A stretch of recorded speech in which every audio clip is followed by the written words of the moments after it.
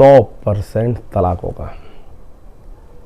17 गुण मिल रहे हैं तब भी शादी नहीं करनी, 17.5 मिल रहे हैं तब भी शादी नहीं करनी, 18 हो या 18 से ज़्यादा हो तब शादी वहाँ करें, अदरवाइज। जय श्री राम, जय श्री बालाजी महाराज। कैसे हैं आप सब?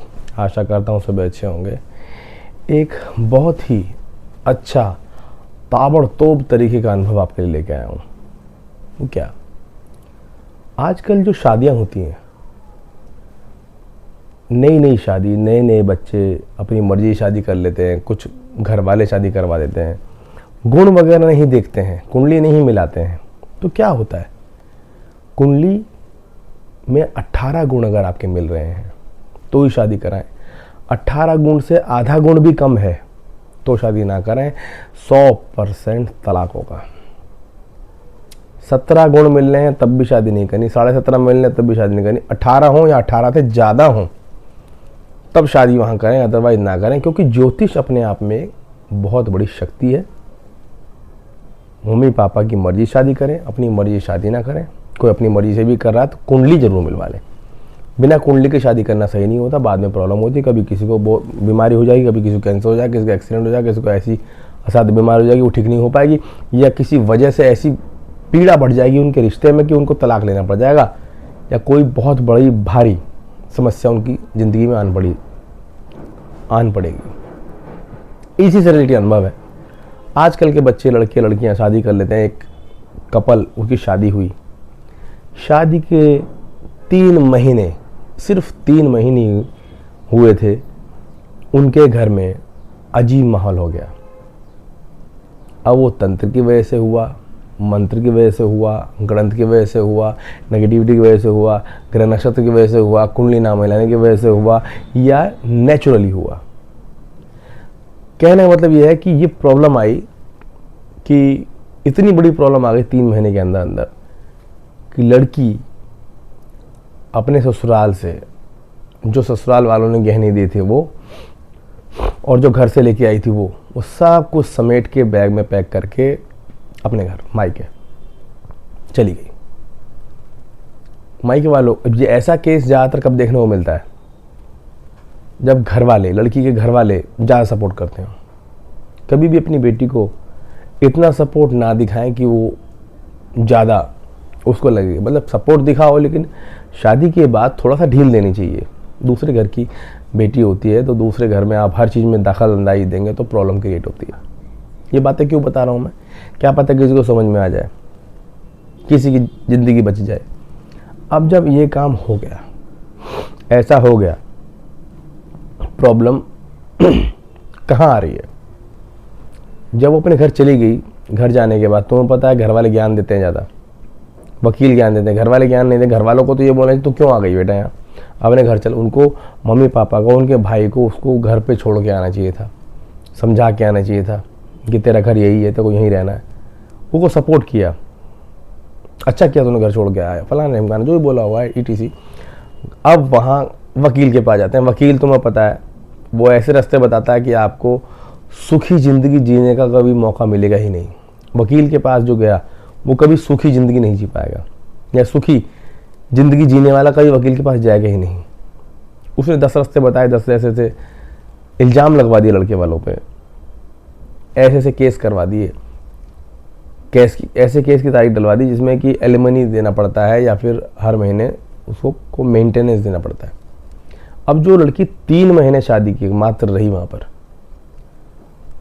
3 महीने बाद वो सारा सामान लेकर के आ गई। और आपको पता है कि हमारे देश में कानून महिला के लिए कुछ इस तरीके से बने हुए हैं जिसका, जो अच्छे हैं, लेकिन अब उसका गलत उपयोग हो रहा है। नॉर्मल छोटी छोटी बातों पे लड़कों को दबाया जा रहा, प्रेशर किया जा रहा, लड़के वालों को ऐसे केस डाल दिए जिसमें एलिमनी देना होगा जी, उनको हर महीने की सैलरी टाइप की देनी पड़ेगी, या फिर मेंटेनेंस देना पड़ेगा। ये बेचारे बहुत परेशान। दिव्य बुक इन्होंने मंगाई हुई थी, जिनके घर में, लड़के वालों के घर में एक बेटी है, उनने दिव्य बुक मंगा रखी थी बेचारी ने, और उसने अर्जी लगाई, हमसे भी लगवाई अर्जी, दिव्य बुक से भी अर्जी लगवाई कि दिव्य बुक से विनती करके कि दीपक बुक साक्षी मांगी विनती करती हूँ, ऐसा कुछ काम हो जाए कि अगर हम सही हैं तो हमारे हक में हो, और अगर वो सही है तो उनके हक में हो। आप यकीन नहीं मानेंगे, लड़की की जो वो लड़की थी ना जो वापस गई थी अपना सामान लेके, उसके पिताजी पुलिस वगैरह में मतलब उनकी अच्छी पहचान है, खूब बहुत अच्छी पहचान है, बड़े बड़े नेताओं से पहचान है। ये घबरा रहे थे, रोते रहते थे दिन भर। इनकी मम्मी बेचारी बहुत परेशान रोती रहती थी। अब एक समय ऐसा आया, कोर्ट की डेट का समय आया। इधर की साइड से लड़का गया, उधर की साइड से लड़की गई, या लड़की के घर वाले गए होंगे। जज साहब के सामने केस गया। आप यकीन नहीं मानेंगे, पता नहीं ऐसा क्या हुआ, जज ने वो फाइल पढ़ी, पढ़ते बोला, डांट दिया लड़की को। और वो जो एलिमनी हर महीने पैसे लड़के वाला उसको दे, ये वाली फाइल, ये वाला कोई उन्होंने धारा लगाई थी, उसको फाइल को रिजेक्ट कर दिया। बोला कोई एलिमनी नहीं मिलेगी, गलती आपकी है, रोक लगा दी उसी पे, रिजेक्ट कर दी वो फाइल। अब उस लड़के ने अपनी बहन को, यानी घर पे बहन जो वो बैठी है, उसको बताया। ये बहुत खुशी की तो बात ही है जब जिनके साथ गलत हुआ, क्योंकि जब इनने बोला था कि अगर हमारे साथ गलत हुआ तो हमारी तरफ रहना, उनके साथ गलत हुआ तो उनकी तरफ रहना, क्योंकि हो सकता है मैं भी बेटी हूँ कल को, क्या पता मेरे साथ भी ऐसी हो, लेकिन उन्होंने गलत किया है तो बबरू आपको पता है हनुमान जी महाराज जी पर गुरु से क्षमा की विनती करती हूँ। उन्हें अर्जी लगाई बेचारी ने और बहुत खुशी हुई। अब ये खुशी हुई वहीं घर पे बैठी बैठी रोने लगी, हनुमान जी का ध्यान करके, गुरु जी का ध्यान करके, दीपक गुरु जी का ध्यान करके ये बोलने लगी कि मैं क्या से कैसे दीपक गुरु जी को बताऊं कि हमारा ये काम आप ही कृपा से हुआ। जहाँ पे थी वहीं पे अपने घर में ही नाक रगड़ के धरती पे माथा टेका, नाक रगड़ के विनती करी कि हनुमान जी महाराज ये जो आपने चमत्कार किया है मैं बहुत शुक्रगुजार हूँ, बहुत बहुत आपने कृपा करी है। ऐसे बोला इसने, धन्यवाद दिया गुरु जी को, अपने गुरु को और हनुमान जी महाराज को।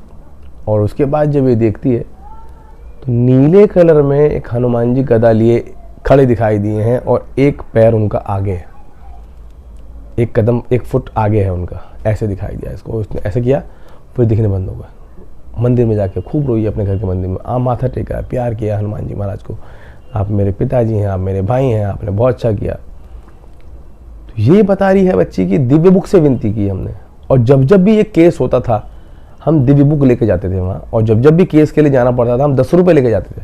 10 रुपये की दरखास्त आपने जैसे बता रखी वैसी 10 रुपये की दरखास्त लगा करके जाते थे, क्योंकि जिसका कोई नहीं होता उसके हनुमान जी होते हैं, और जिसके हनुमान जी होते हैं वो सब होते हैं। इसने बताया, बच्चे ने अलग से लिखा कि हम 10 रुपये की दरखास्त जब जब कोर्ट जाना होता था लगा के जाते थे, और दिव्य बुक को साथ में लेके जाते थे कि हमारा काम बने, हम सच्चे हैं। तो इनका हनुमान जी महाराज की कृपा से ऐसा काम बना। हनुमान जी ने इनकी विनती सुनी, उसकी फाइल रिजेक्ट हुई, और बालाजी की कृपा रही तो आगे भी रिजेक्ट हुई, क्योंकि वो गलत हैं। अगर इन्होंने गलत किया होता तो इनकी तरफ झुकाव आता। हनुमान जी महाराज, मेहंदी वो बालाजी दुनिया की वो अदालत है जहाँ बिना पैसे के काम होता है, सच्चा काम होता है। दुनिया की बड़े बड़े धाम है, बड़े बड़े मंदिर हैं, लेकिन मेहंदीपुर बालाजी का नाम ले रहा हूँ मैं, दुनिया की अदालत, समझ रहे हो। ऐसी कचहरी है बालाजी महाराज, पिताजी महाराज भैरव जी की, यहाँ सच्ची सुनवाई होती है।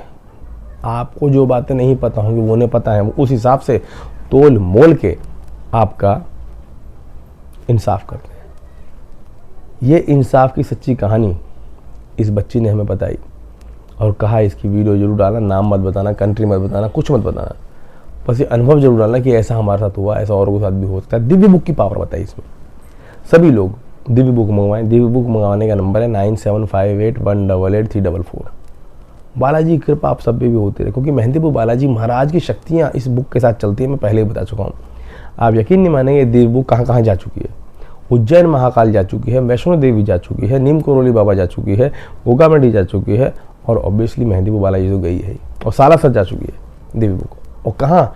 मेन मंदिर में, मेन गर्भगृह में। इस बुक की महिमा अपरंपार है। इस बुक से जो अर्जी दरखास्त लगाई जाती है वो स्वीकार होती है। ये अनुभव आपको कैसा लगा हमें कमेंट करके जरूर बताएं इसी वीडियो के में। और आपके साथ भी कुछ ऐसी घटनाएं घटी होंगी वो जरूर लिखें, ईमेल लिखें, ताकि लोगों तक पहुँचे, लोगों का विश्वास और भाव बढ़े। हनुमान जी महाराज की कृपा आप सबको, उन सबको भी महसूस हो। सीताराम।